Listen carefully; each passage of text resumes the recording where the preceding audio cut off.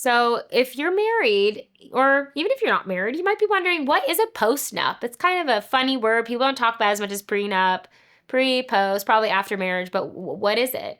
And a postnup is basically if you get married and you didn't have a prenup, or even if you did, a postnup is a way of kind of redeciding what laws you want to apply to your marriage as far as what your financial future is going to look like.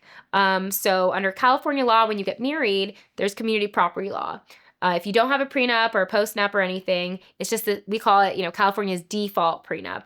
And California community property law says that, if you get married and then your marriage ends in divorce, there's certain rights you and your spouse have to spousal support. The higher earner might be required to pay the lower earner support every month so that you're more evenly paired, as well as child support, as well as, your assets will be divided according to community property law, where if there's a community property interest that has accrued from during your marriage, that's going to be split 50-50 between you and your spouse.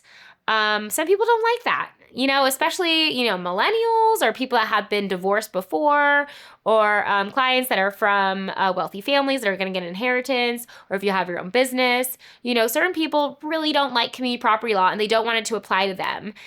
So great. If you don't want community property to apply to you and you already got married, so it's too late for a prenup, you can get something called a postnup.